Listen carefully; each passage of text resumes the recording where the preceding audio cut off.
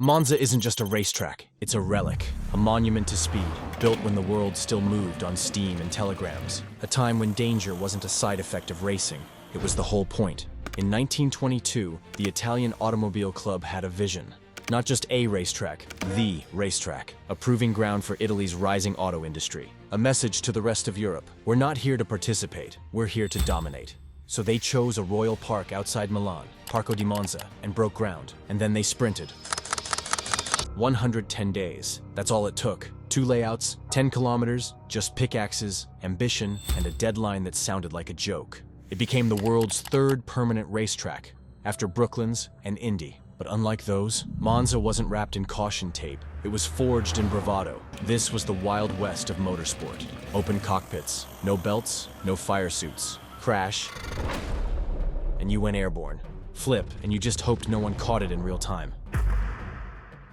Racing at Monza in the 20s wasn't just dangerous. It was deranged, not because they didn't know the risks, but because they didn't care. The layout was flat out nearly the whole way. Massive straights, sweeping corners, zero margin for error. It was beautiful and terrifying.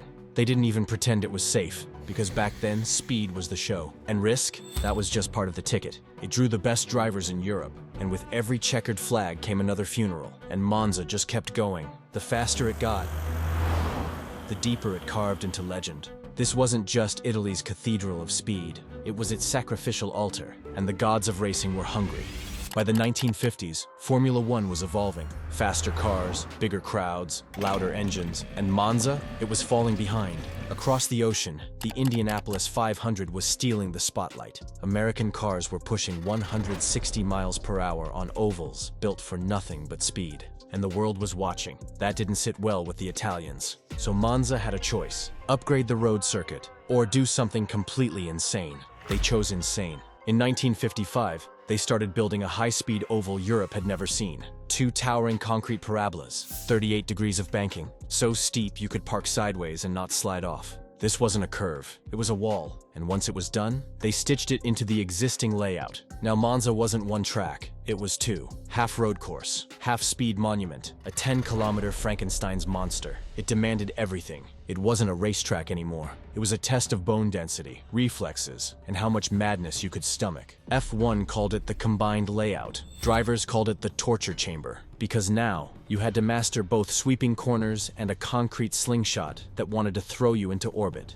And on the banking, there was no lifting. You held it flat, praying the car didn't shake itself to death. The speeds? Absurd. Over 170 miles per hour, in cars built with zero downforce and maximum delusion. Drum brakes, cable throttles, suspensions held together by rivets and fear. And you were supposed to survive this? Tires weren't made for this. Neither were the drivers. Each lap was like rolling dice inside a blender. And the track? It didn't help. The banking was made of concrete slabs, laid in sections, with gaps. Hit one at speed and the car wouldn't bounce, it would jump. It shook steering racks loose, bent axles and cracked fuel tanks. Some drivers came in with bruised arms, from the wheel kicking back like a wild animal. And if you went too high on the banking, you flew. Too low, and you got spit into the grass like a top. No margin, no mercy. They called it Monzanapolis.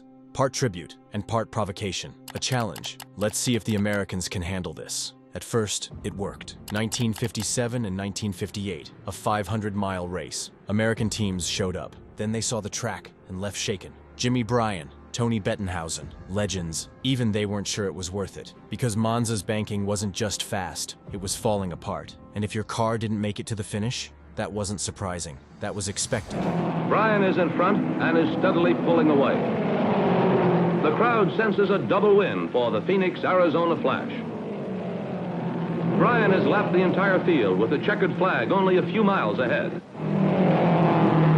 And he charges across the finish line. The surface cracked. The joints loosened. Vibrations sheared bolts clean off. You weren't just racing other drivers. You were racing your own machine. And all the while, the banking hissed and groaned beneath you, like it knew it was never meant to last. From the outside, the banking looked majestic. But from the cockpit, it felt like riding a jackhammer bolted to a missile. Between 1955 and 1961, Monza's combined layout didn't push Formula One forward. It broke it.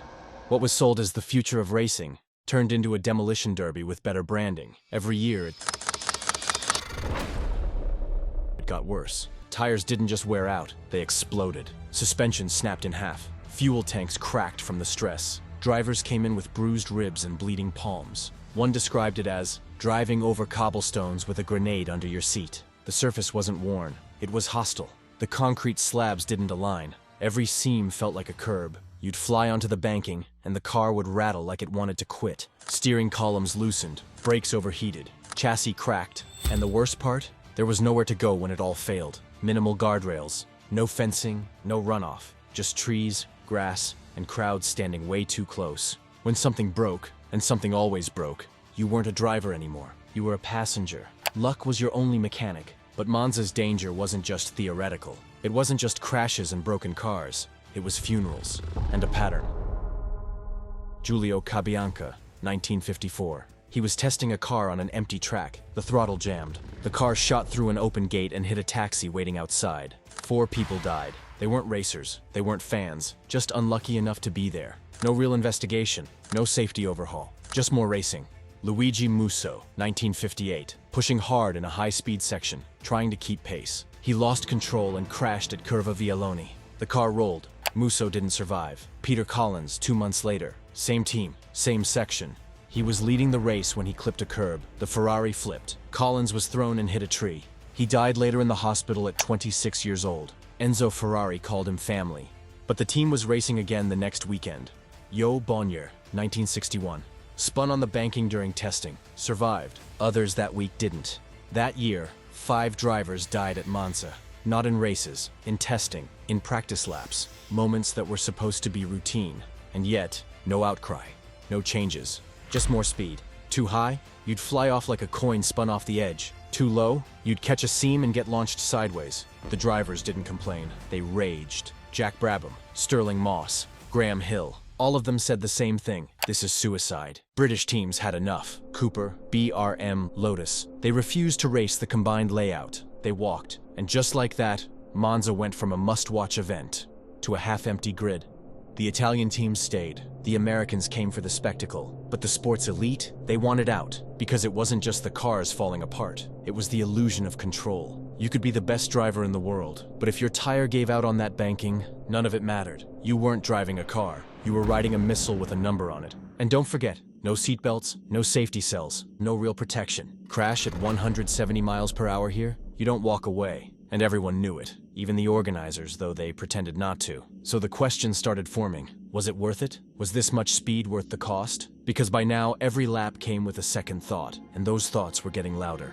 September 10th, 1961, Italian Grand Prix, Monza. The championship is on the line, and the atmosphere, electric. Ferrari's Wolfgang von Trips leads the title fight. A German aristocrat turned elite driver. His teammate, some young American named Phil Hill. Behind them, a swarm of British machines. Lighter, faster, getting closer every race. But the real tension wasn't just in the paddock, it was on the track. The organizers had brought back the combined layout again, despite everything. But under pressure from the teams, they blinked. At the last minute, the banking was scrapped. The race would run on the road course only. Not for safety, for politics. To stop a boycott, to fill the grid, and yet, even without the banking, Monza still broke. Lap 2.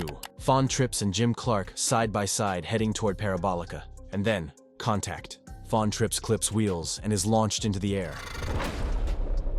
Straight into the crowd. This wasn't a crash, it was a disaster. He's thrown from the car and hits the embankment. 15 spectators die instantly, dozens more are injured, and the race keeps going.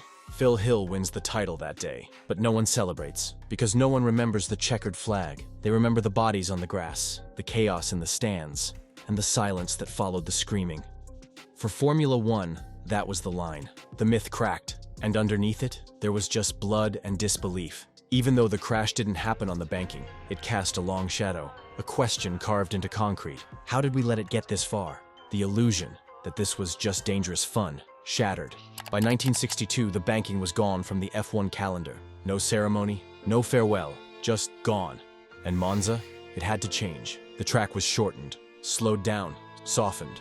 Chicanes were added, runoffs built. Fences finally meant something. Piece by piece, the temple of speed became survivable. Not safe, never safe, but no longer suicidal. And the banking? It stood there, silent. A concrete ghost. A monument to what racing used to be. and what it almost became, permanently. Today, when you watch Formula One cars blast through Monza, you're seeing the modern version, the tamed version. Chicanes, runoffs, DRS zones. It's still fast, it's still the temple of speed, but the monster it used to be, that's gone. Almost. Because if you walk a little deeper into the woods, past the grandstands, beyond the barriers, you'll find something that doesn't belong in this era. The banking is still there, cracked, overgrown, forgotten by the calendar, but not by time. Two enormous curves, still 38 degrees, still slicing through the forest like a scar, covered in moss, split by roots, but if you stand at the bottom and look up, you can feel it. This thing wasn't built for racing, it was built for violence, for speed so unrelenting it forced the sport to evolve. Sometimes they open it up, let people walk it, ride it. Old cars do slow laps, GoPros tremble, fans just stare, trying to understand what this place was. They call it a relic, they call it a ghost. But it's more than that. It's a warning. Because every sport has a moment where it goes too far, where the chase for glory ignores the cost, where the line gets crossed. In Formula One, that line was drawn here, in concrete. The banking remains, not because it's useful, but because it's true. A monument to the one thing speed can't outrun. Consequences. Monza survived. That's the twist. After the chaos, the deaths, the reckoning, the temple of speed is still here, but it only survived by changing. The original layout? Gone. The banking? Abandoned. The danger? Dialed down. F1 didn't run, it retreated. Like someone who realized they were dancing on the edge of a cliff. Because Monza wasn't just too fast for its time, it was too fast to last. And yet, the ghost still lingers. Every time a car hits 350 kilometers per hour into turn 1. Every time a driver says Monza feels like flying, it's there. That DNA. That whisper from the concrete. You think this is fast? What they built in 1955 wasn't just a racetrack, it was a dare, a shrine to danger, a temple where survival was never guaranteed. F1 moved on. It had to. Technology caught up. Wisdom finally spoke. Because pushing the limit is beautiful, but knowing where the limit is, that's what keeps you alive. And so the banking sits silent, untouched by race cars for over 60 years, but not forgotten. Because if you ever visit Monza, you'll hear the noise, not from engines, but from the past. And you'll understand, the scariest part of Monza wasn't the speed. It was that, for a few years, no one was willing to slow down.